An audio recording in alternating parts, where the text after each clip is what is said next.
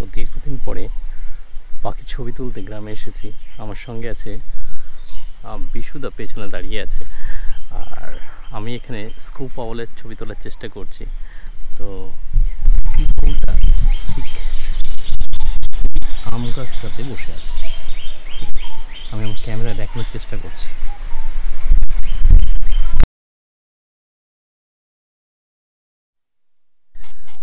একটু আগে যখন স্কুপ আউল পেয়েছিলাম সে কিন্তু একটা গর্তের মধ্যে ছিল।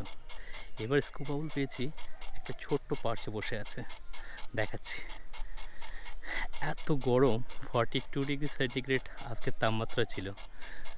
বাগানে ঢুকে রীতিমতো পুরো জামা ঘেমে গেছে। ক্যামেরাটার অবস্থা খারাপ, ক্যামেরা কন্টিনিউয়াস শাটার ফোকাস মোটরটা মনে হচ্ছে খারাপ হয়ে গেছে। যাই হোক, যেটা পেয়েছি সেটা দেখাচ্ছি।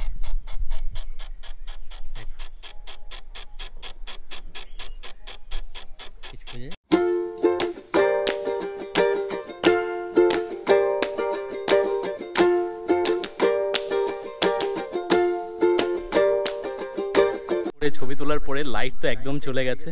সুজিত দাকে ডেকে নিয়ে আসা হয়েছে বাড়ির থেকে, দৌড়ে কোনো মতে চলে এসছে, ছবি তুলতে পেরেছে। বিশুদা আর আমি বেরিয়েছিলাম অ্যাকচুয়ালি এই আফটারনুন সেশনে। মোটামুটি ভালোই হয়েছে। দুটো স্কুপ আউল পেয়েছিলাম আর মোনার্ক পেয়েছি, কিন্তু ছবি হয়নি। প্যারাডাইসও দেখেছে দুটো। বাস এবার যাব শিয়াল দেখতে। দীর্ঘ 6-7 মাস, অলমোস্ট 1 বছর হয়ে গেছে ছবি তুলতে বেরোনো হয় না। হঠাৎ করে বাড়ি আসার সুযোগ হলো, ভাবলাম একসঙ্গে ক্যামেরাও নিয়ে যাই, হ্রদ দেখা কলা বেচা দুটোই হবে। তো সেই উদ্দেশ্যেই বেরিয়েছিলাম। দুপুরে বাড়িতে এসে কোনো রকমের ব্যাগটা রেখে অল্প রেস্ট নিয়ে চলে এসেছি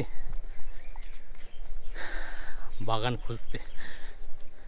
কোথায় কোন পাখি পাওয়া যায়, পাখির অবস্থা কেমন আছে, আগে থেকে বেড়েছে না কমেছে।